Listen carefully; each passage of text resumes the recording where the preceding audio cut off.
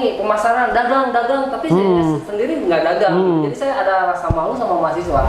Saya nggak mau menjadi prahara rumah tangga nanti ya kalau banyak modal.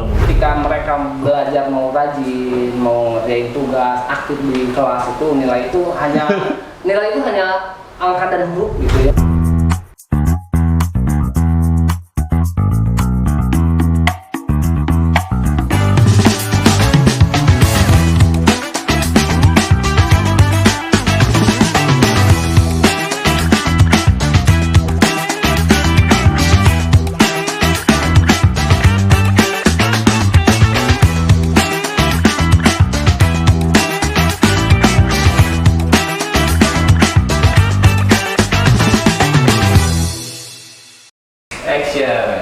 Assalamualaikum warahmatullahi wabarakatuh. Assalamualaikum warahmatullahi wabarakatuh. Kembali lagi dengan kami The Ekpak dalam Jumpa Pengusaha.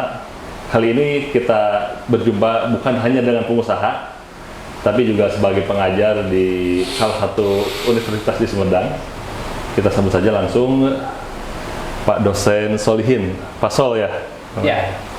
Ya, Pak Sol, langsung aja kita cerita-cerita langsung ya dengan Pak Solihin. Pak Solihin, gimana sih awal ceritanya bisa jadi dosen di kampus di Unsap ya, di Sumedang Universitas sebelah? Jangan bilang namanya, Mbak. Jangan dibilang namanya, Unsap aja gitu. Oh, Unsap. Unsap aja. Ya. Gimana sih cerita awalnya bisa jadi dosen di Unsap? Dari mahasiswa dulu kah? Atau misalkan... Ya enggak, tuh Mbak, SED lah, beren namanya ujung kuliahnya kan ya. Kumaha ya, Bang? Saya TK dulu. Hapunten kan, gimana Bapak Tarde mah? Rada ieu. Di sini. Sewengi. Ya, boleh silakan. Oke, terima kasih ya.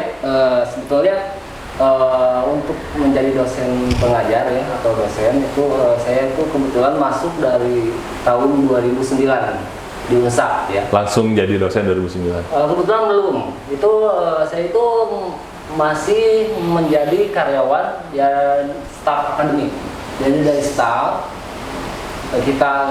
saya pribadi itu sambil kuliah, sambil bekerja di sana, kemudian memahami lingkungan iklim pendidikan seperti apa. Kemudian ada ketertarikan untuk melanjutkan sekolah. Waktu saya basicnya masih keluaran SMA gitu. Oh, jadi pada saat jadi staf keluar masih SMA. SMA. Iya, masih SMA. Tapi statusnya udah mulai kuliah di sana gitu, Iya, Pak? mulai kuliah. Jadi sambil kuliah bekerja sebagai staf di... Ya, karena ada ketertarikan di dunia pendidikan itu ternyata itu banyak manfaatnya gitu. Biasanya staf akademik mahasiswa itu biasanya jadi apa? Orang yang paling senengin sama mahasiswa. Iya. Karena biasanya nggak harus Pak, iya atau bantuan Pak. Itu tergantung apa ya, pelayanannya. Mungkin secara suka dislike and like-nya itu mahasiswa itu bukan karena misalkan tampang aja gitu ya, mungkin dari pelayanan bagaimana responsif kita sebagai lembaga ya melayani mahasiswa, mungkin dari sana muncul ketertarikan atau suka karena merasa difasilitasi keperluan mereka menyangkut tentang pendidikan. Seperti itu. Nah gini Pak, kan banyak banget pilihan profesi gitu kan ya. Mulai dari wira swasta, lalu bekerja di instansi pemerintah atau swasta gitu kan ya, banyak sekali lah gitu. Bahkan sekarang kan trennya ke perusahaan-perusahaan BUMN kayak gitu. Nah apa sih Pak motivasi Bapak, Pak Solihin namanya? Ya. Pak Sol. Kayak Korea gitu. Nah, Pak Sol gitu ya. Apa sih motivasi Pak Sol jadi apa sehingga akhirnya memilih bidang akademis ini menjadi profesi gitu? Oke. Gini, sebetulnya saya terinspirasi dengan misalkan mungkin lingkungan saya di sana, jadi terinspirasi dosen itu ternyata banyak manfaatnya. Gitu. Kita bisa share pengalaman. Jadi kayak alpukat itu kan banyak manfaatnya. jadi mungkin Bisa jadi kayaknya kalau kelihatan jadi dosen enak tuh. Kayaknya bukan kalau salarinya ya, bukan bayarannya mungkin. Justru kan, justru itu Pak yang ingin saya tanyakan teh di saat peluang, pasti kan ada peluangnya begitu ya untuk untuk akses ke jenis profesi lain yang secara income lebih oke gitu kan. Nah ini kenapa Bapak mau menginfakkan diri gitu?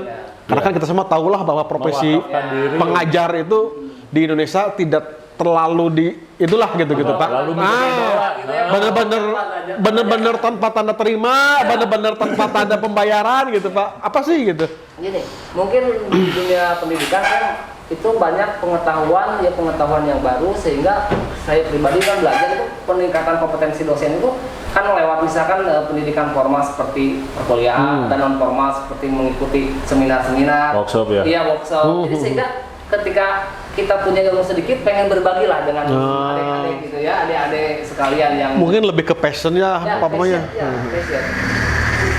Terus gini, saya sempat mau kan sambil nyambi juga ya, sambil usaha-usaha dikit lah. Soalnya kan saya kebetulan dosen itu home base-nya di ekonomi, manajemen pemasaran, nyambi berbisnis. Kebetulan saya lagi misalkan menghadapi tender yang lumayan, yang memerlukan waktu, sehingga saya mau istilahnya dulu itu sempat mau pengen jadi pengusaha, tapi respon anak-anak berkata lain. Gitu, Boleh ya. saya aja Pak, tendernya ke sayain aja ntar bagi-bagi. Ini udah lampau gitu, udah lewat, udah lewat gitu. Ya sekarang mungkin karena mereka merasa nyaman, jadi saya muncul kata Akang Denny ya, muncul sendiri passion atau apa naluri yang ternyata jadi dosen itu saya lumayan apa ya, mahasiswa itu lumayan Nyaman lah kalau ya. gitu, Pinter nyamanin, pinter nyamanin. Kalau Pak Sol mah. Oh iya, Pak Solin ini terkenal jadi dosen yang banyak mahasiswa tertarik sama Pak Sol ini. Banyak fansnya gitu Banyak kan. fansnya bener. Banyak dikerasin mahasiswi. Ya, faktanya Pak Solin ini kemarin tadi cerita, jadi 30% dari pengajuan skripsi yang tahun sekarang, 30% mahasiswanya pengen dibimbing sama Pak Solihin. Nah, itu gimana resepnya Pak? Enggak, sebetulnya saya nggak mengarahkan ya, nggak boleh kalau di akademi mengarahkan misalkan harus ke saya.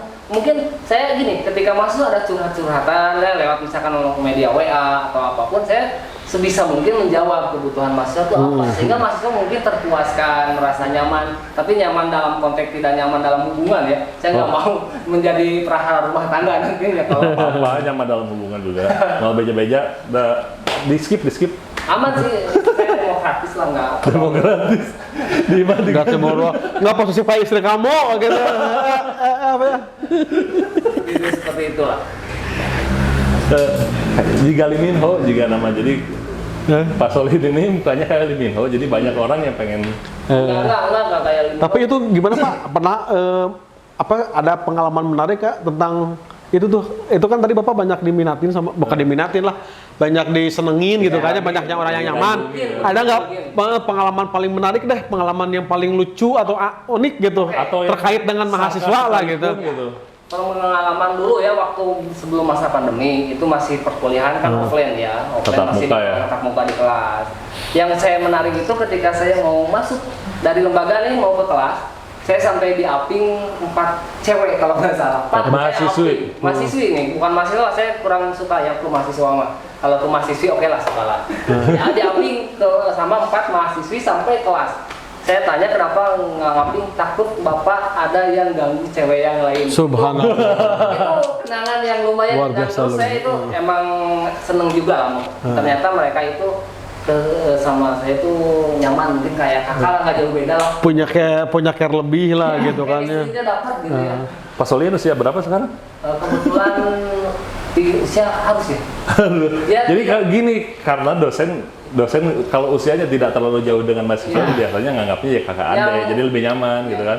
Iya betul, saya itu usia 36 lah. Sekarang 86 kelahiran, 36 tapi jiwa masih 26 gitu. Jadi bagaimana keinginan mahasiswa. Soalnya saya juga pernah jadi mahasiswa kan, inginnya tipikal dosen yang seperti ini. Oh, saya suka dengan dosen ini karena ini ya, saya terapkan bagaimana cara si mahasiswa pertamanya nyaman dulu dengan kita, kemudian nanti mungkin bisa menyerap apa yang saya utarakan atau saya sharingkan tentang materi perkuliahan gitu. Pak Solin, pernah nggak Pak Sol, misalkan ada kejadian unik, misalkan mahasiswi nge-WA macem-macem yang aneh-aneh, pernah nggak? Terus sampai ketahuan sama istri atau ya ketahuan? Dan gimana gitu? Pernah, tapi konteksnya nggak berlebihan, cuma gini aja misalkan Pak, wilujeng pagi gitu ya, wilujeng enjing. Saya tanya Udah bakal belum gitu kan. nggak sampai gitu ya, Posesif. saya tidak membuka diri. Kalau membuka diri mungkin nanti curhat. Jangan buka diri Pak, buka pakaian aja. Itu bahaya itu. Ya nggak apa-apa, asal simpan handphone. Enggak sih, kalau misalkan WAWS selagi itu menyangkut dengan perkuliahan tentang akademik, saya mungkin menjawabnya sering. Tapi kalau misalkan masuk ke ranah pribadi saya, nanya keluarga saya, mungkin saya rada menutup diri gitu. Iya, biasanya kan itu Betul. dosen Karena jangan-jangan yang nge-WA itu bukan mahasiswa Bapak, jangan-jangan asuransi itu Pak. Namanya asuransi. Nanya gitu. Nanya gitu. Tanggungan berapa? Dari perpajakan mungkin. Perpajakan, bener tanggungan ya. Bahaya gitu ya, meskipun saya belum punya apa gitu. debt collector. Tapi kalau alhamdulillah itu enggak ya sampai ke sana. Nah, terus sebagai dosen yang digandung sama mahasiswa-mahasiswa ya, Pak Saud, istri gimana tanggapannya misalkan, karena memang kan kadang-kadang di rumah tuh kan nggak adem ayem aja, kadang-kadang ada, kadang-kadang anget-angetnya gitu kan. Nah pas kayak gitu, Curhat pribadi ya. nah pas kayak gitu, misalkan istri menanggapinya gimana gitu kan, kadang-kadang ya risih juga, misalkan ada Jelas ya. Jelas. Ya enggak sih, sebetulnya alhamdulillah istri saya itu lebih percaya karena gini, saya itu tipikal orang yang ketika udah beres kerja itu nggak kemana-mana, jadi mana ada peluang untuk Main-main Cheating lah. ya, cheating. main lah, gitu. Jadi nggak alhamdulillah istri saya percaya dan saya juga menjaga kepercayaan gitu ya. Tapi mudah-mudahan saya nggak kegoda gitu ya, takut ya godaan misalkan 10 dari godaan satu itu Masih ada yang jebol gitu kan ya. pertahanan harus lebih kuat gitu ya. Tidur opat anu ngagandeng teh Pak. Sieun depannya. Ini mah aya. Saya juga soalnya kan laki-laki itu kan jatahnya 4 kan? Jatahnya 4. Berarti kan? tidur kaping tadi kan punya jatah 3. Nah. Iya sih sebetulnya. Iya, lalaunan gitu. Untuk sampai jauh misalkan gitu nggak mau lah. Kecuali kalau ada ridho istri. Ridho istri itu ridho gusti kan. Ketika Gusti Allah istri meridhoi, Gusti Allah juga ridho. Tapi kan lebih baik minta maaf daripada minta izin, Pak. Iya, susah kalau minta izin tuh nggak akan diizinin. Kalau minta maaf paling ya piring-piring ya lempar gitu ya, jendela pecah tapi dimaafin. Kalau izin tuh susah banget. Gitu. Pak Sol, mungkin di sini ada yang belum tahu. Nah, Pak Sol ini di kelas itu ngajar apa sih, mata kuliah apa? Oke, untuk misalkan bidang rumpun keilmuan, kebetulan kan kalau dosen itu ada bidang rumpun keilmuannya, kompetensinya. Kebetulan saya kompetensinya di manajemen pemasaran. Oh, marketingnya. Iya, manajemen pemasaran karena emang udah hobi ya, dagang itu ketika sesuatu dilakukan dengan hobi, hasilnya maksimal, yang saya rasakan seperti itu. Dan memang sampai saat ini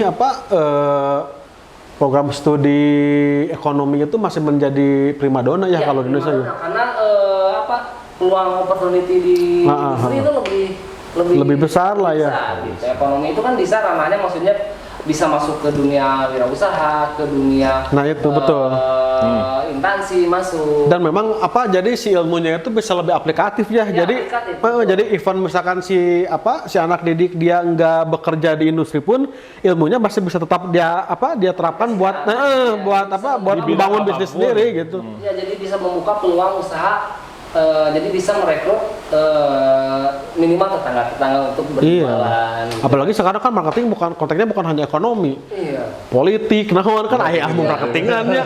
Dasarnya kan gitu-gitu kan. Iya kan, politik kan marketing kan kayak bagaimana cara rakyat menyukai tokoh calon pemimpin daerah, pemimpin negara gitu kan, sama ada teknik marketingnya. Jadi marketing itu sebetulnya sangat penting ya bagi kehidupan ya. Jelas. Karena kan kehidupan tidak luput dari transaksi gitu kan ya. Transaksi ada untuk misalkan untuk bisa jadi tertarik konsumen maupun rakyat terhadap barang atau program tersebut, menambahkan value lah. Nantinya kesananya gitu. Nah ini Pak agak berat dikit nih. Ya. Saya ingin dengar dari kacamata pendidik nih gitu kan ya. Nah, bagaimana sih sistem pendidikan di Indonesia saat ini gitu Pak? Udah efektif, udah bagus atau masih banyak banget kekurangannya gitu? Atau masih jelek? Untuk kacamata saya pribadi ya, punten ya, soalnya kan beda-beda ya persepsi seorang anak pendapat seseorang itu terhadap dunia pendidikan. Kalau nggak mau dari kacamata Bapak, buka kacamatanya. Oh, dibuka dulu ya. Ya. Nggak teman, lucu. Lucu. Iya. Jadi gini, untuk dunia pendidikan, alhamdulillah ya kemarin kan ada pergantian sistem kementerian itu diganti kemudian yang asalnya Kemenristek Dikti dulu tuh ya. Ya sekarang balik lagi ke dulu Kemendikbud. Kemendikbud. Itu kan Pak Mas Menteri ya disebutnya Pak Nadiem Makarim itu kebetulan Menteri Pendidikannya.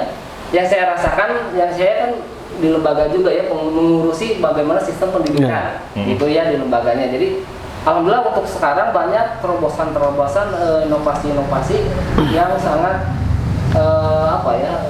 teruji dan sangat emang dibutuhkan. Contohnya gini, sekarang Pak Nadiem Makarim itu memprogramkan studi magang.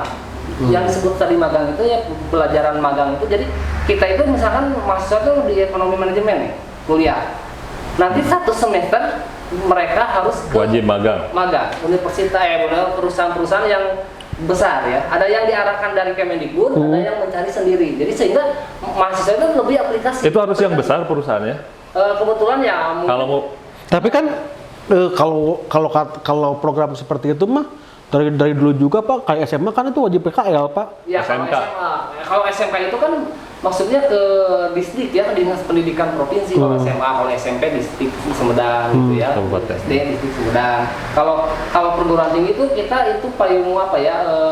Maksudnya program-program kayak gitu, program-program kayak internship kan emang sudah ada dari dulu juga kalau nggak salah. Kalau Pak Nadiem sekarang lebih mewajibkan. Kalau dulu kan tergantung mata kuliahnya aja, misalkan saya kuliah manajemen. Oh, jadi sekarang harus semua semester itu. Oh. Terus ada sistem belajar lintas prodi. Maksudnya gini, saya belajar di manajemen, saya pribadi nanti bisa belajar di akuntansi. Bisa belajar di misalkan di pendidikan, bahasa asing, di hukum gitu kan. Jadi bisa. Jadi Pak Nadiem itu menerapkan bahwa mahasiswa itu harus lebih multi talentan lagi. Multi talenta mungkin gitu ya, multi talenta. Saya ingat ketika saya suka masak jadi ingetnya talentan gitu.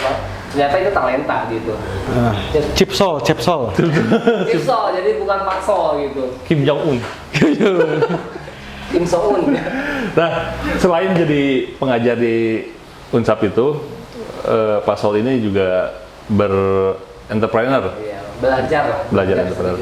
Bisa diceritain entrepreneurnya gimana aja? Produknya apa? Historinya, marketingnya kayak gimana kan? Sangat aplikatif sekali ketika dosen marketing berbisnis. Polanya diaplikasiin dari kuliahannya. Sebetulnya saya memegang prinsip seperti ini ya, ketika misalkan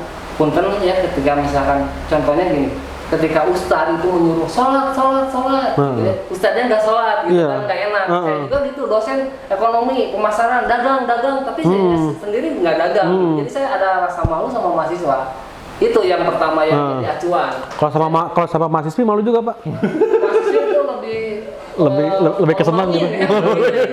Ngisinkeun gitu. Jadi dari sana saya muncul, saya itu dosen ekonomi, dosen pemasaran, minimalnya saya harus bisa mengaplikasikan apa yang saya terima waktu saya kuliah.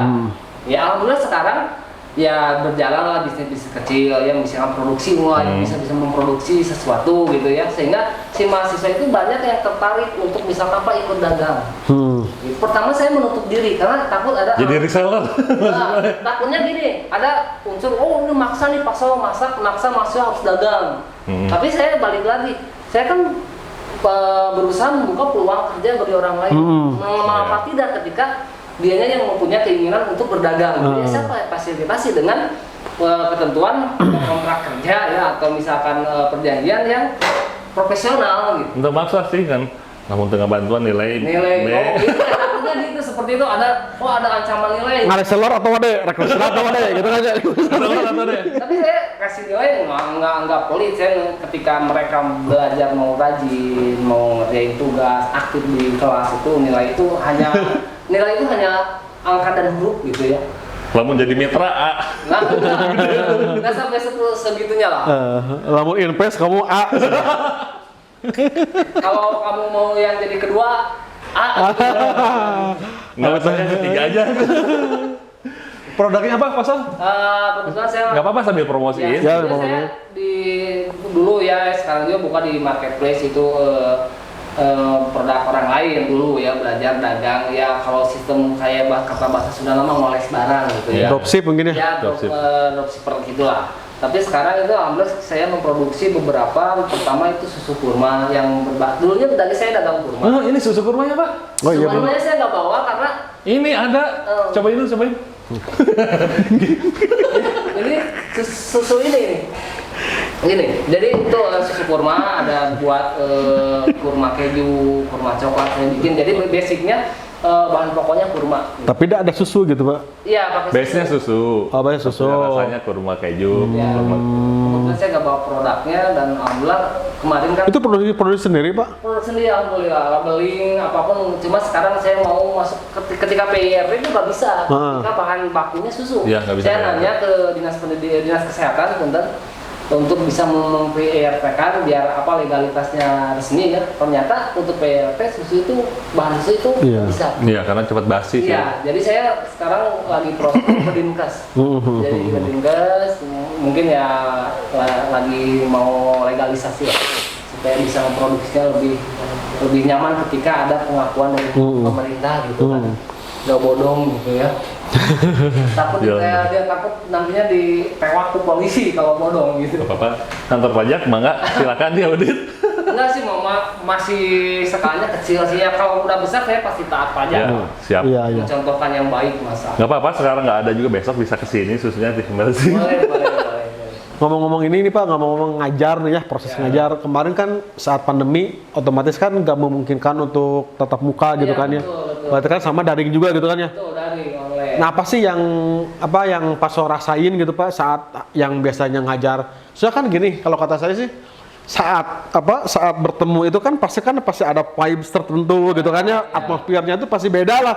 Nah sementara kan dengan hanya via Zoom misalkan gitu kan ya, otomatis elemen-elemen yang kayak gitu hilang gitu kan ya. Nah apa sih yang Pak So rasain gitu Pak? Mungkin sisi emosional hilang ya. Sisi emosional sebagai saya pengajar, mereka mahasiswa itu hilang. Jadi yang saya rasakan banyak kekurangan ya ketika full harus daring. Kecuali nanti hybrid ya bisa offline. Udah hybrid atau belum sekarang? Sekarang bisa mulai hybrid. Jadi yang setengahnya itu di kelas, setengahnya lagi itu pakai tripod gitu ya, biasa pakai kamera. Jadi tapi berlangsung satu waktu itu. Tapi yang saya rasakan ketika harus online itu terbentuk beberapa aspek yang saya harus memperhatikan juga. Contohnya kuota mahasiswa. Kita kan pakai aplikasinya Zoom misalkan ya. Pas so ada tuh ada kuota Zoom pengisian apa ya, kan banyak ya maksudnya, tapi mahasiswa kan Pak habis kuota, jadi saya tidak bisa misalkan Kendala juga itu kan. Ngajarnya kan harusnya misalkan 3 SKS itu 250 menit. Saya nggak bisa ketika misalkan harus dipulkan dengan keadaan mahasiswa. Punten kan mahasiswa ya tahu sendiri, akang-akang kan mahasiswa belum ada pendapatan ya, kecuali kalau saya kan ngajar juga di kelas karyawan, itu kan beda lagi. Kelas karyawan tidak finansialnya lebih stabil dibanding reguler. Jadi itu kekurangan, jadi materi tidak nyampe sepenuhnya gitu. Terus saya mau menerapkan aplikasi harus ke perusahaan, ke lapangan, kan waktu itu masa pandemi kan susah juga ya. Iya, disebutnya mobilitasnya dibatasi, nggak bisa. Jadi ya mudah-mudahan kesananya bisa seperti sedia kala lagi, offline lagi, tapi nanti disisipi dengan online lebih indah. Ketika misalkan dosen itu nggak ada bisa alasan misalkan lagi di luar kota nggak bisa di kelas, kan bisa hybrid sekarang. Jadi ada untung ruginya lah. Gitu. Lumayan 2 tahun ya Pak ya kemarin. Ya, hampir 2 tahun sekarang. Kalau di dinas pendidikan itu kalau SMA SMP kan nggak bisa full 100%. Kalau kita kan menunggu perintahnya bukan di dinas pendidikan, menunggu perintahnya di L2DP wilayah 4 ya Kemendikbud. Jadi kalau misalkan udah bisa diizinkan, ya kita diizinkan dengan prokes yang ketat. Iya. Lumayan 2 tahun nggak bisa porsam. Ya kan kawal sama 4 kan. Luhureun Trisam mah 2 tahun lumayan tuh. Kawal 4. Nah, gitu. Saya bingung, jadi kayak raja minyak ya. Raja minyak. Di rumah 1 jadi 5, jadi terlalu Baik. Nggak boleh 5. nggak boleh kan, gitu. 4 juga, 2 juga susah. Tapi itu kalau secara hasil, misalkan hasil pendidikan secara daring sekarang secara output sama aja atau lebih baik atau bahkan agak kurang gitu kalau menurut Pak Sol? Ya saya rasakan itu ini ya etika mahasiswa rada Bergeser ya? rada kurang. Karena apa? Tidak ada tatap muka, ya nggak ada sisi emosional antara Iya, iya. tatap muka dan Paham, dosen. paham. Jadi kebiasaan daring, jadi mereka tidak ada rasa misalkan segan. Betul. Jadi saya selalu mengingatkan mahasiswa bahwa kita harus menghormati yang lebih tua. Tidak lihat profesi juga ya, lihat yang lebih tua. Kita etika, attitude lebih Betul. kan kadang-kadang kan ketika yang bawang-bawang ya, yang ngejum, saya pernah kejadian yang ngejum mereka sambil merokok meskipun disumputkan tapi hasilnya mah katingali kan. Kadang eta Pak ke atas pakai pakaian, ke bawahnya mah enggak. Eta nggak sopan banget eta mah depan dosen kayak Eta gitu. teh iya beres mandi buru-buru teu kaburu aja unggul. Ya gitu, jadi ya mudah-mudahan secepatnya bisa offline kembali, tatap muka kembali sehingga suasana budaya suasana perkuliahannya terasa gitu kan. Mahasiswa sekarang yang 2 tahun kemarin mungkin belum ada yang tahu kantin di mana. Gitu ya. Iya benar. Bagaimana cara Nggak ngalamin mos, ospek. nggak ada gitu. Jadi banyak Padahal kan justru itu kan ya. Nah, itu betul. Momen-momen yang indah ya. Sebagai Emang mahasiswa hilang gitu. karena kan gini Pak ya, ini mah kalau menurut saya gitu kan ya, karena kan pernah kuliah juga, sekarang punya anak juga, jadi ngalamin nih, ngalamin apa? Pernah kuliah ya kan ya? Kantos lah, gitu lumayan lah. SD gitu kuliah. Abang mah henteu. Kuliah dulu. Pas begitu lahir teh langsung S2. Alhamdulillah ya. Nah gini Pak, karena kalau kata saya mah apalagi kan sekarang arus informasi itu sudah semakin masif gitu ya Pak ya. Banyak banget channel digital yang memfasilitasi itu gitu. Nah sehingga kalau kata saya sih yang membedakan antara mengajar gitu kan ya, antara mengajar dengan yang dengan informasi umum adalah kehadiran guru gitu. Kan saya lihat Pak, kalau misalnya saya lihat anak saya daring, itu kan online, ada orang ngomong gurunya. Jadi kan apa bedanya dengan konten YouTube misalkan? Apa bedanya dengan sharean konten kursus online gitu kan ya? Nah justru kan yang membedakan tuh kehadiran kan. Kenapa kampus lebih dianggap lebih otoritatif karena dosen hadir di kelas kan gitu kan ya?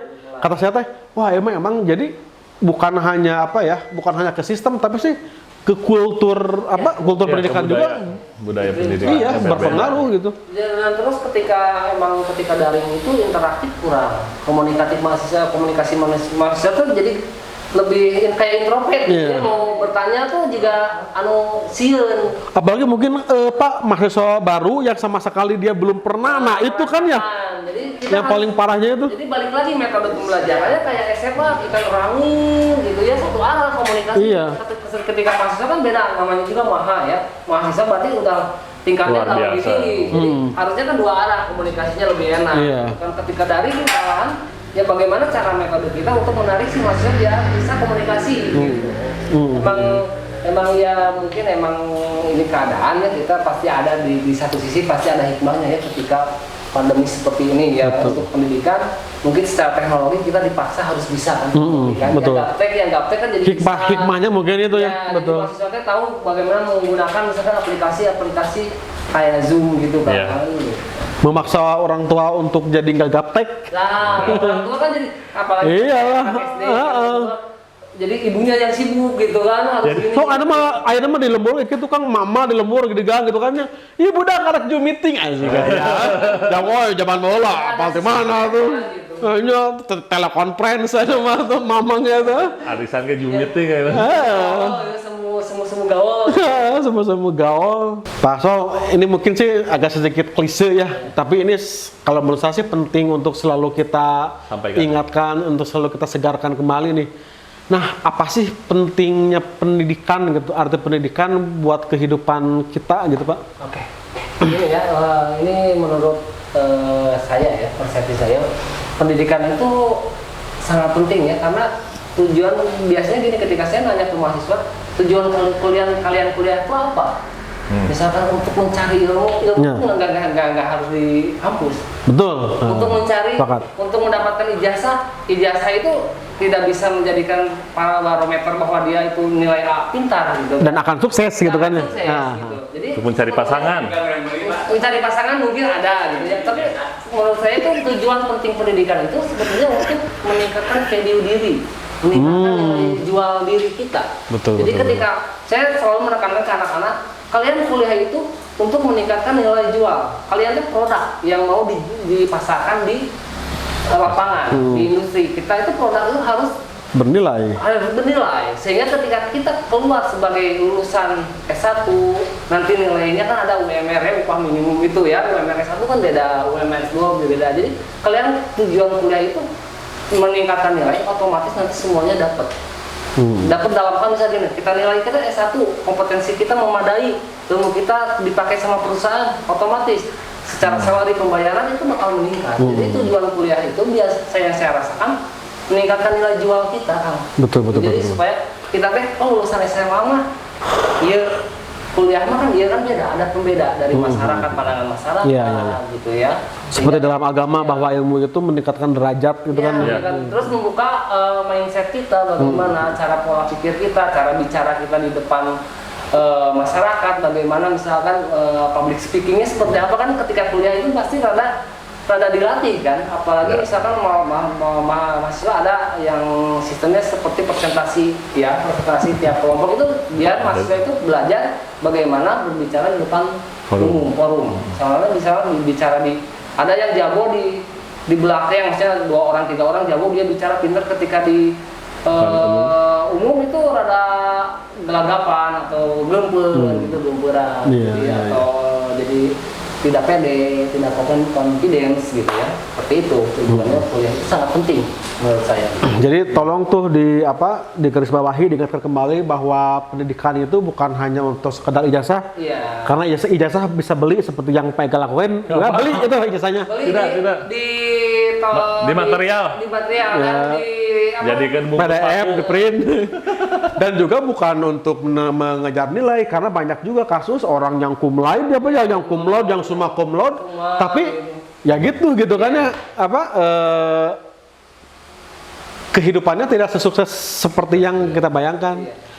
Baik, terima kasih banyak nih Pak Sol sudah mau bergabung di sini gitu kan ya. Mampir ke sini. Dan kebetulan nih karena Pak Sol ini ngajarnya di Unsha Pak, angkrek kan Pak ya.